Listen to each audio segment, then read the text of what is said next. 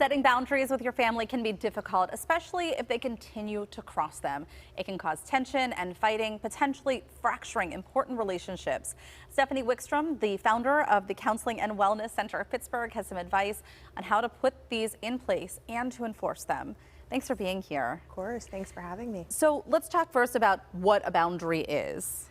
Yeah, so, anybody listening, if you could forget anything that you've read or heard about boundaries and instead think of it as it's a need, right? It's really a need. Yeah. So very simply put. So how do you identify what they are? Because I have to imagine that for different people, different relationships, you may have different boundaries. Right. So that's going to require you to really do that internal work and pay attention, because a lot of people are very good at allowing their boundaries to be encroached upon. Right. So, getting very real with yourself, and maybe there's somebody who you're not wanting to pick up the phone when they're calling, or somebody that you're wanting to avoid, and that's really indicating that your boundary is being encroached upon. It's so funny because earlier in the show we were talking about the Kardashians, and it seems like there are boundaries being crossed there even for some of the family members. But why do we think in our family that we need to put these in place? You think, oh, family is family and we need to love everybody, accept everybody, but there are still things that come up, right? Yeah, and especially surrounding, when we're adding additional people into our lives, right? When you start your own family, then you might need to reestablish boundaries with, with your own parents, as grandparents, or, with spouses. I mean, boundaries are so significant. I really think, I've heard this so many times, from people who have issues with their in-laws. And setting those boundaries is so tricky because, and especially when you have your own kids, because you're trying to work through that without upsetting your spouse. Right. And so how is that is probably one of the most delicate things. How do you do that? How do you approach it? Yeah, and the parents' rules need to trump all, right? And you have to have your spouse's back through those things, and that can be a really tough thing for marriages. So it's really tricky. Yeah. It's really tricky. What if somebody keeps crossing the boundary? Is there a final straw where you can really cut off communication? Is that what you need to do?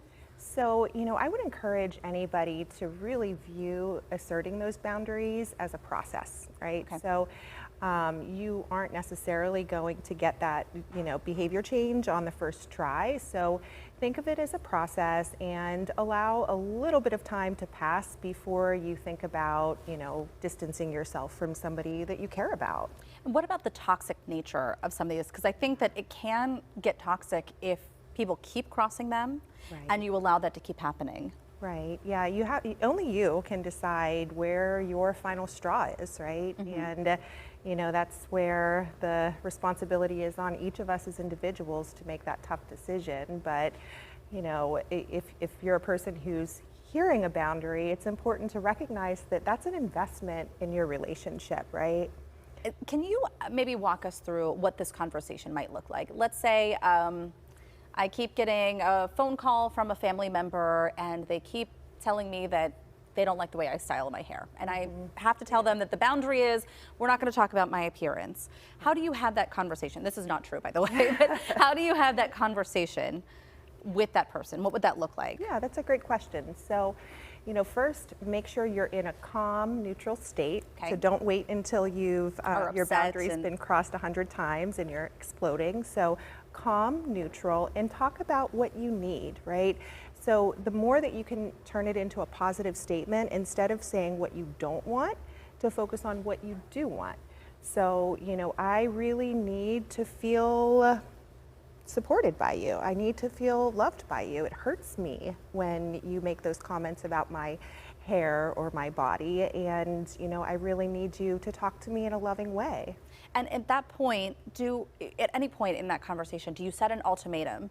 Do you say, and if this continues? I mean, does that, or do you wait down the line for that conversation? Yeah, that's a stylistic choice. I would refrain because I think it's unspoken, right? Right.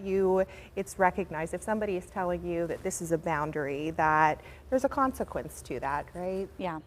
Thank you so much, Stephanie. course. These are tough conversations to have, but your calm approach always makes me feel better about having them. Thank you. Thank you. And if you're interested in any of the counseling services offered at the center's 6 locations, you can head to our website, kdka.com/talkpittsburgh.